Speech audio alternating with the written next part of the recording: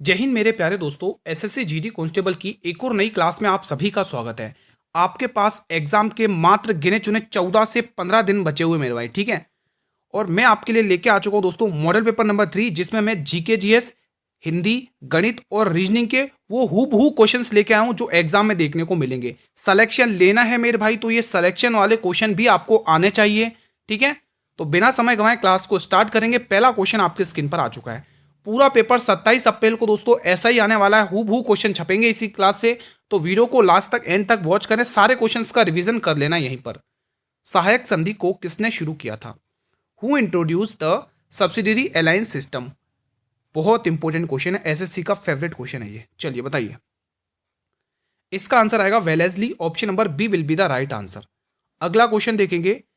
देखो कंटेंट मैंने उसी हिसाब से लेवल का तैयार किया है मेरे भाई। अगर आज की क्लास में ये सारे क्वेश्चन आपने अटेंड कर लेना कर लिए ना दोस्तों, तो आप सिलेक्शन की ओर हैं मेरे भाई, सिलेक्शन की रेस में बने हुए हैं। यायोशांग उत्सव किस राज्य में मनाया जाता है? Yaoshang festival is celebrate in which state? चलिए बताइए। तो ये फेस्टिवल कहां पर मनाया जाता है? ये फेस्टिवल मणिपुर में मनाया जाता है मेरे भाई। यहां पे ऑप्शन नंबर बी को लॉक करना है। अगला प्रश्न। पंडित जानकी प्रसाद कथक के निम्न में से किस घराने से संबंधित है? Pandit Janki Prasad belong to which of the following gharana of Kathak?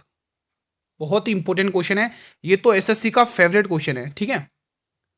इसका सही जवाब आएगा बनारस घराना, ऑप्शन नंबर डी। मेरे भाई एक छोटी सी रिक्वेस्ट है, चैनल पर नए हो तो चैनल को सब्सक्राइब जरूर कर लेना मेरे भाई, ठीक है।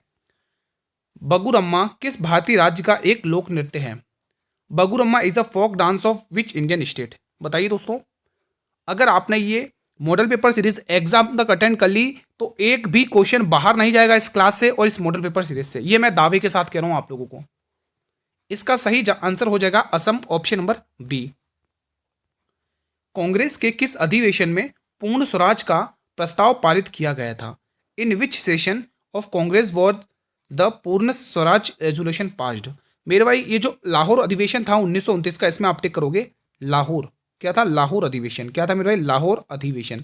ये जो लाहौर अधिवेशन था इसमें दोस्तों पीटी नेहरू ने अध्यक्षता की थी। ये आपको पता होना बहुत जरूरी है, मोस्ट इंपोर्टेंट क्वेश्चन बनता है एग्जाम में, ठीक है। फिर 1930 का आपको 31 का आपको कराची अधिवेशन भी ध्यान रखना है, ठीक है। यहीं पर दोस्तों कराची अधिवेशन, यहीं पर दोस्तों सरदार वल्लभ भाई पटेल ने अध्यक्षता की थी। पटेल साहब लिख दूं क्या शॉर्ट में? ठीक है, सरदार वल्लभ भाई पटेल ने यहाँ पे क्या थी दोस्तों? अध्यक्षता की थी दोस्तों। 1925 का और भी इंपॉर्टेंट है दोस्तों, क्योंकि कानपुर अधिवेशन है। और क्यों इंपॉर्टेंट है गुरुजी ये? क्योंकि भारत की पहली कांग्रेस महिला अध्यक्ष बनती है दोस्तों, सरोजनी नायडू। नाम लिख देता हूं, सरोजनी नायडू। ये इसीलिए बहुत इंपॉर्टेंट है, ठीक है। तो ये आपको याद कर लेना, सरोजनी नायडू भारत की पहली महिला कांग्रेस अध्यक्ष बनती है मेरे भाई, ठीक है। 1924 का भी याद रखना दोस्तों, बेलगांव अधिवेशन, जहां पर महात्मा गांधी जी ने अध्यक्षता की थी। ये सारे पॉइंट बहुत इंपॉर्टेंट है, मैं आशा करता हूं आपने ये अभी के अभी याद कर लिए होंगे मेरे भाई, ठीक है। चलिए अगला क्वेश्चन देखेंगे, आप लोगों की स्क्रीन पर आ चुका है। कांग्रेस के पहले अधिवेशन के अध्यक्ष कौन थे? Who was the president of the first session of Congress? आप सभी को पता है दोस्तों, जो कांग्रेस का पहला अधिवेशन हुआ था मेरा, जो पहला अधिवेशन हुआ था वो बंबई में हुआ था, बॉम्बे में हुआ था मेरे भाई। पहले बॉम्बे कहते थे, बॉम्बे। कहाँ पर हुआ था मेरे भाई? पहले बॉम्बे में हुआ था मेरे भाई। और इसके अध्यक्ष कौन थे? व्योमेश चंद्र बनर्जी मेरे भाई। तो बी ऑप्शन को यहाँ पर लॉक कर लेना मेरे भाई, ठीक है। अगला प्रश्न देखेंगे आप लोग। किस मिट्टी को रेगुर मिट्टी के नाम से भी जाना जाता है? Which soil is also known as regur soil? Very very important question है, बताइए। उसे दोस्तों कपासी मिट्टी भी कहा जाता है, उसे कपासी मिट्टी भी कहा जाता है क्योंकि वो कपास की खेती के लिए बहुत उपयोगी मिट्टी है। जी हाँ दोस्तों, black soil. Option number C को लॉक यहां से कर लेना है। अगला क्वेश्चन, क्वेश्चन नंबर 8। भारतीय संविधान का कौन सा अनुच्छेद संघ की राजभाषा हिंदी और लिपि देवनागरी घोषित करता है? एक बार हिंदी में पढ़ लो इसे, फिर वीडियो को पॉज करके इंग्लिश वाले स्टूडेंट भी देख लो। चलिए बताइए। देखो लेवल मैंने वैसा ही मेंटेन किया जैसा आपको एग्जाम में देखने को मिलेगा 27 अप्रैल को फर्स्ट शिफ्ट में, ठीक है। तो यहां पे अनुच्छेद 343 आपको टिक करना है, ठीक है। आर्टिकल 343 आपको टिक कर लेना है। चलिए अगला क्वेश्चन देख लेते हैं। निम्न में से द लॉन्गेस्ट रेस पुस्तक के लेखक कौन है? Who among the following is the author of the book longest race? It's a very important question. चलिए बताइए। अगर आप मेरे भाई यहां पर option number A Tom Alter tick कर रहे हैं तो बिल्कुल सही टिक कर रहे हो। निम्न में से कौन सी पहाड़ियां पूर्वांचल पहाड़ियों का हिस्सा नहीं है? बहुत ही ध्यान से पढ़ना है, क्वेश्चन गलत मत करना मेरे भाई, ठीक है। एक बार इंग्लिश में भी पढ़ लो। इसमें मैं दोस्तों आपको प्रीवियस ईयर क्वेश्चन ही करवा रहा हूँ और उसी से रिलेटेड एक्सपेक्टेड क्वेश्चन भी इसमें है, ठीक है। तो आपका जो प्रीवियस ईयर क्वेश्चन पोर्शन रहेगा वो भी कवर हो जाएगा, क्योंकि किसी भी एग्जाम को देने से पहले हमें उसके प्रीवियस ईयर क्वेश्चन का लगाना बहुत जरूरी होता है मेरे भाई, ठीक है। इसका आंसर क्या होगा? पाटली पहाड़ियाँ दोस्तों, ठीक है। तो ये पूर्वांचल की तीनों पहाड़ियाँ हैं, ठीक है, ये आपको ध्यान में रखना है। तो पाटली पहाड़ियाँ नहीं है पूर्वांचल की, तो यहाँ पे डी ऑप्शन लॉक कर लेना है। अगला प्रश्न देखेंगे आप लोग, हर्यक वंश की स्थापना किसने की थी? Who founded the Haryanka dynasty? बताइए। आप सभी को पता होगा कि 16 महाजनपद में से सबसे शक्तिशाली महाजनपद कौन था? मगध जनपद। कौन था मेरे भाई? मगध जनपद। और मगध जनपद सबसे पहले शासन किया था किस वंश ने? हर्यक वंश ने। और हर्यक वंश को ही दोस्तों पितृहंता वंश कहा जाता है, क्योंकि इसमें पिताओं की हत्या करके राजा बनते हैं मेरे भाई, ठीक है। तो इसमें एक नाम आता है दोस्तों बिंबिसार। बिंबिसार ने दोस्तों हर्यक वंश की स्थापना करी दोस्तों, ठीक है। एक क्वेश्चन बिंबिसार से बहुत पूछा जाता है एग्जाम में ये पूछा जाता है कि वो कौन सा राजा था जो अपने साम्राज्य का विस्तार करने के लिए वैवाहिक रूप का संबंध लेता था, ठीक है। जिस राज्य से वो नहीं जीत पाता था वहां से विवाह कर लेता था और ऐसे करके रिलेशन हो जाता था वहां से, ठीक है। तो ऐसे वो उस पर भी कब्जा कर लेता था। तो इस प्रकार से एग्जाम में इतिहास में बहुत क्वेश्चन पूछा जाता है। सबसे लंबा शासनकाल भी बिंबिसार का ही है मेरे भाई, ठीक है। तो यहाँ पे आपको टिक कर लेना है। अब आप मुझे बताइए कि बिंबिसार की हत्या किसने करी थी इसके पुत्र में से? बताइए कमेंट बॉक्स में, ये आपके लिए क्वेश्चन रहेगा। अब गणित का एक बेहतरीन सा क्वेश्चन आपकी स्क्रीन पर आ चुका है। मैंने स्टार्टिंग में कहा था मॉडल पेपर मैंने वैसा ही तैयार किया जैसा एग्जाम में देखने को मिलेगा, ठीक है। वह बड़ी से बड़ी संख्या ज्ञात कीजिए जिसे 406 और 1368 को भाग देने पर क्रमशः 1 और 3 शेषफल प्राप्त होता हो। Find the greatest number by which 406 and 138 are divided to get area 1 and 3 respectively. मेरे भाई अब ध्यान से सुनना आप लोगों को। अगर दोस्तों मैं 406 में से अगर ये एक शेषफल घटा देता हूँ तो मेरे पास क्या आएगा? तो आप ये कहोगे गुरुजी 405 आएगा। क्या आएगा मेरे भाई? एक यहाँ से घटा लो तो आप कहोगे गुरुजी 405 आएगा, ठीक है। फिर अगर मैं 1338 में से मेरे भाई कितना घटा लूँ? 3। इसका शेषफल कितना दे रखा? 3। तो यहाँ पे आएगा 1335। ये संख्याएं आ गई। अब दोस्तों ये संख्या आने के बाद इन चारों ऑप्शन में से कोई एक ऐसा ऑप्शन है जो इन दोनों संख्याओं को डिवाइड कर रहा है, ठीक है। अब आप मुझे ये बताइए क्या ये 23 कभी 405 को डिवाइड करेगा? क्योंकि इसका इकाई 5 और 23 तो कभी डिवाइड करेगा नहीं, ठीक है। अब दोस्तों 20 में छुपा हुआ 10 गुणा 2, क्या 2 डिवाइड करेगा 405 को? कभी नहीं डिवाइड करेगा। क्या 15 करेगा? 15 में 3 गुणा 5 है, ठीक है। 15 से डिवाइड करके देख लो। 15 दूनी 30, 10, 15 सत्ते 105, ये कर सकता है। ये देख लो कितनी बार जा रहा है? 15 सत्ते 100, 15 अट्ठे 120, 13, 15 में 135। ये ऑप्शन नंबर डी वाला लग रहा है, ठीक है। लेकिन आपको क्या पूछा? वो बड़ी से बड़ी संख्या। ये ऑप्शन नंबर डी लग रहा है मुझे। तो आपके पास दो ऑप्शन है, या तो 15 या 5, लेकिन क्वेश्चन ने बोला है बड़ी से बड़ी संख्या ज्ञात करनी, तो यहाँ पे 15 आपको टिक कर लेना है, क्योंकि 5 और 15 में 15 बड़ा है, ठीक है दोस्तों। बढ़े अगले प्रश्न की तरफ बिना समय गंवाए। चलिए अगला क्वेश्चन। वैदिक काल में अघन्या का मतलब होता है वध न करने योग्य शब्द का प्रयोग किसके लिए किया जाता था? बहुत ही इंपॉर्टेंट प्यारा सा क्वेश्चन है। इंग्लिश में भी देख लो आप लोग। वीडियो को पॉज करके आंसर करो कमेंट बॉक्स में, ठीक है। चलिए इसका आंसर टिक करेंगे आप लोग। इसका आंसर हो जाएगा घोड़ा। Option number A will be the right answer of this question. घोड़ा तो नहीं होगा भाई, रुको रुको रुको रुको रुको रुको भाई रुको, इतनी जल्दी नहीं, इतनी जल्दी नहीं। ऑप्शन नंबर बी होगा भाई, ठीक है। काऊ आपको टिक करना है। क्या टिक करना है? काऊ। Option number B will be the right answer. अगला क्वेश्चन, एक बार आप मुझे कमेंट करके ये बता दो आप किस किस स्टेट से क्लास देख रहे हैं, कहाँ कहाँ से पढ़ रहे हैं, किस किस राज्य से बिलोंग कर रहे हैं। एक बार उस राज्य का नाम आप बड़े स्वर्ण अक्षरों में लिख दें एक बार भाई, आप सभी से रिक्वेस्ट है। गायत्री मंत्र किस वेद से लिया गया मेरे भाई? तो पहले तो आप ये ध्यान रखो, बहुत ही इंपॉर्टेंट क्वेश्चन है, पहले मैं इसको टिक कर देता हूँ। देखो मेरे भाई जो गायत्री मंत्र है वो हमने ऋग्वेद से लिया, बहुत इंपॉर्टेंट है। अब ऋग्वेद में दोस्तों आप सभी को पता है दोस्तों ये किस ऋग्वेद के मंडलों में 10 मंडल हैं, ठीक है। अब ऋग्वेद के 10 मंडल में से कौन से मंडल से लिए गया ये पूछेगा। तो गायत्री मंत्र दोस्तों ऋग्वेद के हमने तीसरे मंडल से लिए, यहाँ पर नोट करो। ऋग्वेद के तीसरे मंडल से, थर्ड मंडल से, तीसरे मंडल से हमने ये बोरो लिए हैं दोस्तों, ठीक है। बोरो क्या लिए हैं, ठीक है। तो ये एग्जाम में पूछा जाता है कि ऋग्वेद के तीसरे मंडल में क्या है, ऐसा पूछा जाता है, तब आपको गायत्री मंत्र टिक करना है। क्वेश्चन 15 आपके स्क्रीन पर है। जैन धर्म के 5 व्रतों में ब्रह्मचर्य, ये जो ब्रह्मचर्य था ना दोस्तों, ये किसने जोड़ा था मेरे भाई? बहुत इंपॉर्टेंट क्वेश्चन है। Who added brahmacharya to the 5 of views of Jainism? बहुत ही इंपॉर्टेंट है। देखो जैन धर्म के 23वें तीर्थंकर कौन थे, किसी को पता है क्या? ये 23वें तीर्थंकर थे, यहीं पे लिख दो 23वें तीर्थंकर, बहुत पूछा जाता है 23वें तीर्थंकर का, 23वें तीर्थंकर, ठीक है, ये आपको ध्यान में रखना है। फिलहाल ये जो पांचवी व्रत था दोस्तों ब्रह्मचर्य, वो महावीर स्वामी ने जोड़ा था। ये जैन धर्म के दोस्तों अंतिम और 24वें तीर्थंकर थे मेरे भाई, ठीक है। तो यहाँ आपको टिक कर लेना सी ऑप्शन को। अगला प्रश्न हिंदी का प्रश्न है ये।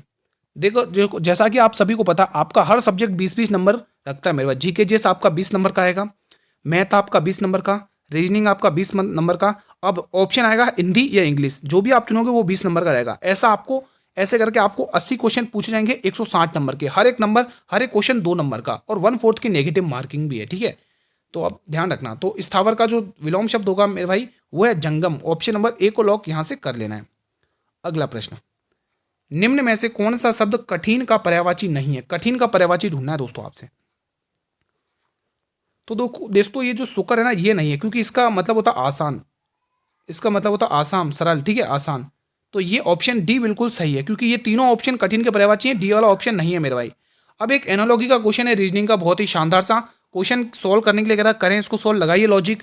देखते हैं दोस्तों इस क्वेश्चन 18वें क्वेश्चन का सबसे पहले आंसर कौन देता कमेंट बॉक्स में। देखते हैं किसकी दोस्तों सोचने की क्षमता बहुत तगड़ी है मेरे भाई। देखते हैं कौन देगा, बिना कलम उठाए कौन दे सकता है भाई, कोई देगा क्या?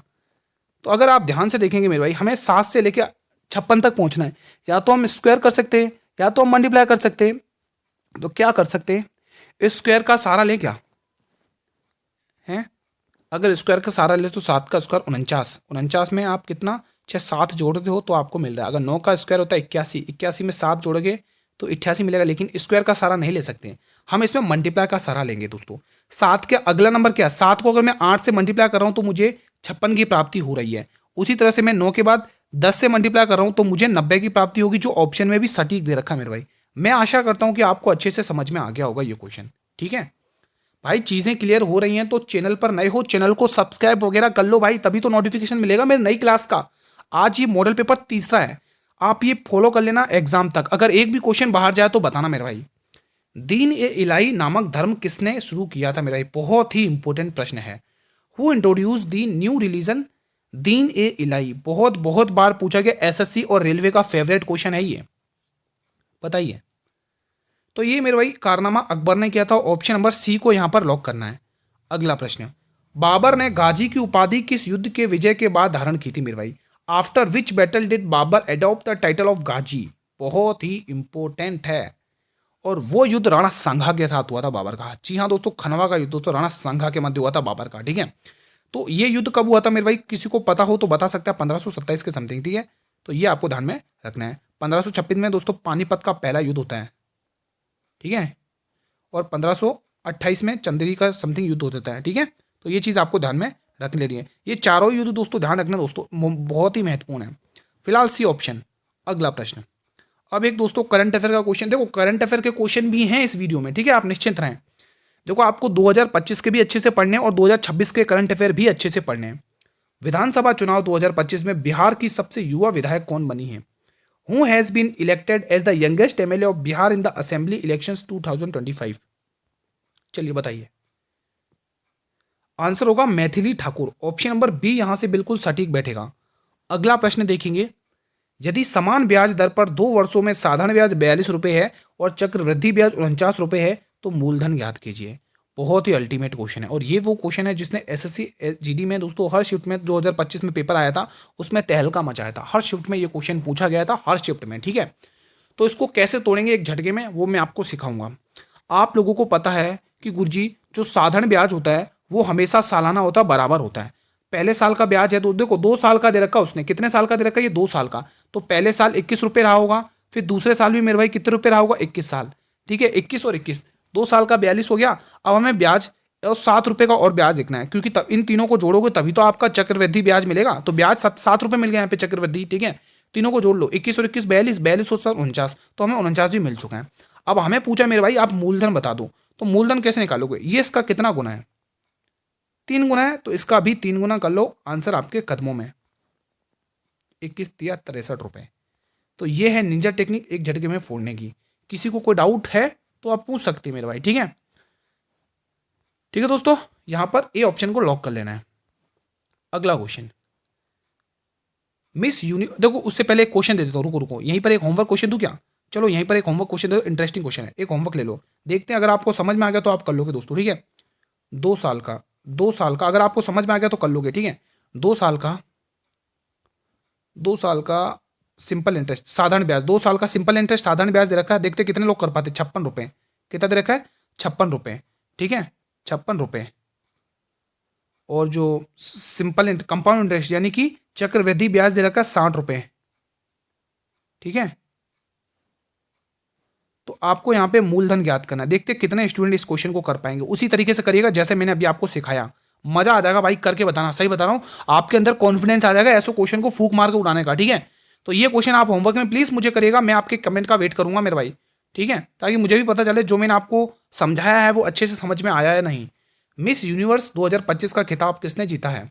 Who has won the title Miss Universe 2025? Very important question है। चलिए, तो आंसर आएगा Fatima Bosch, option number C को यहां से लॉक कर लेना है, ठीक है। बढ़े अगले प्रश्न की तरफ, चलिए मेरे भाई अगला क्वेश्चन, ठीक है। हाँ फातिमा बॉस ही है ना भाई, इसलिए हाँ फातिमा बॉस ही है। चलिए, भारत किस शहर में ग्लोबल बिग कैट समिट 2026 की मेजबानी करेगा? वेरी वेरी इंपॉर्टेंट है। India will host the global big cat summit 2026 in which city? Very very important question है आपके एग्जाम के लिए, चलिए बताइए। तो सही जवाब आ जाएगा नई दिल्ली दोस्तों, भारत की राजधानी नई दिल्ली। अगला क्वेश्चन देखेंगे, ये प्रश्न बताइए, तुजुक ए बाबरी, जिसे आप बाबरनामा के नाम से भी जाने जाते हैं, ठीक है, तुजुक ए बाबरी किस भाषा में लिखी गई थी बताइए? इन विच लैंग्वेज वॉज तुजुक ए बाबरी, जिसको बाबरनामा भी कहते हैं, रिटर्न, बताइए किस लैंग्वेज में ये लिखी गई है? बहुत ही प्यारा सा क्वेश्चन है मेरा, ये बहुत ही प्यारा सा क्वेश्चन है, सभी विद्यार्थियों को बताना है। तो ये मेरी तुर्की भाषा में लिखी गई थी, ठीक है। चलिए अगला क्वेश्चन देखेंगे, ये क्वेश्चन बताइए, असहयोग आंदोलन किस वर्ष में शुरू किया गया था? दोस्तों ये वही आंदोलन था जिसके तहत जो दोस्तों गांधी जी को वापस लेना पड़ा, सही बता रहा हूँ दोस्तों, और किस घटना की वजह से लेना पड़ा वो मैं आपको 2-3 बार पढ़ा चुका हूँ, डेली जो अटेंड करते उसे पता है। In which year was the non cooperation movement launched? बताइए। तो ये मूवमेंट लॉन्च हुआ था 1922 में। 1919 में दोस्तों रोलैक्ट एक्ट आपको पता ही होगा,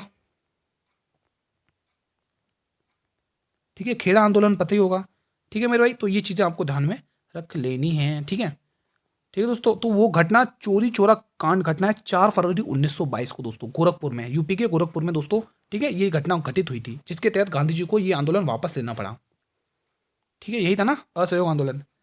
1930 में प्रसिद्ध सत्याग्रह नमक सत्याग्रह दोस्तों, सत्याग्रह, ठीक है, किस स्थान से शुरू किया गया था मेरे भाई? बहुत ही इंपॉर्टेंट है दोस्तों, नमक सत्याग्रह।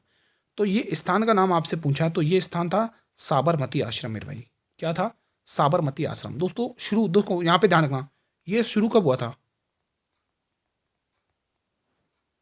ठीक है, ये आपको ध्यान रखना है, यहीं पे लिख लो, 12 मार्च शुरू, और खत्म कब हुआ ध्यान रखना, 1930 में स्टार्ट हुआ था, और समाप्त यानी कि खत्म, एंड कब हुआ था? ये स्टार्ट हो गया 12 मार्च 1930, लेकिन एंड कब हुआ इसका? तो ध्यान रखोगे दोस्तों, अप्रैल अप्रैल 1930 में, ठीक है। तो अप्रैल में ये खत्म हुआ था, 6 अप्रैल 1930, यहाँ पे लिख लो 6 अप्रैल लिख लो भाई, 6 अप्रैल यहाँ पे लिख दो, 6 अप्रैल 1930 में, ठीक है। तो ये आपको ध्यान रखना, और साबरमती आश्रम से स्टार्ट हुई थी। भारतीय संविधान का कौन सा अनुच्छेद राष्ट्रपति को वित्तीय आपातकाल लगाने की शक्ति देता है? वेरी वेरी इंपॉर्टेंट है। Which article of the Indian constitution empowers the president to impose a financial emergency? अब ध्यान से सुनना है, इसमें क्या इलेक्शन कमीशन, निर्वाचन आयोग, क्या है मेरे भाई? निर्वाचन आयोग, निर्वाचन आयोग, क्या है मेरे भाई? निर्वाचन आयोग। याद कर लो, अभी के अभी एग्जाम में पूछेगा, फिर मत बोलना। इसमें दोस्तों राष्ट्रपति शासन है, राष्ट्रपति शासन है, याद कर लो, ये आर्टिकल एक भी मत छोड़ो, वादा करो दोस्तों, अभी के अभी याद कर लोगे आप लोग, अभी के अभी राष्ट्रपति शासन, ठीक है, अभी के अभी याद कर लो। 352 में दोस्तों क्या है बताइए?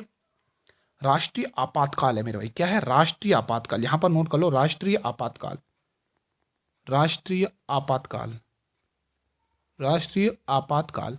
अब आंसर आपके सामने आ चुका है, ऑप्शन नंबर डी आपको टिक कर लेना मेरे भाई, ठीक है। मैं आशा करता हूं कि आपको चीजें क्लियर हो रही होंगी। अगला क्वेश्चन, भाई रेस्पॉन्स तो किया करो, लाइक वगैरह बटन दबा के रेस्पॉन्स तो किया करो कि हाँ गुरु समझ में आ रहा है। राज्यसभा का सदस्य बनने के लिए न्यूनतम आयु कितनी होनी चाहिए? The minimum age to become a member of the Rajya Sabha is 30 year. आप 30 साल के तो होने चाहिए मेरे भाई, ठीक है। 35 साल के लिए राष्ट्रपति बनने के लिए होना चाहिए मेरे भाई, ध्यान रखना दोस्तों, ठीक है। और राज्यपाल बनने के लिए 35 साल की उम्र होनी चाहिए। अगला प्रश्न, वाहनों के पीछे का दृश्य देखने के लिए किस दर्पण का उपयोग किया जाता है? Which mirror is used as the rear view mirror in vehicle? बहुत ही उत्तर शानदार होना चाहिए, बहुत ही इंपॉर्टेंट क्वेश्चन है मेरा भाई। अब मोस्टली स्टूडेंट क्या करते हैं, इससे गलत करते हैं, तो दोस्तों ध्यान रखना, कॉन्वेक्स मिरर यानी कि उत्तल दर्पण।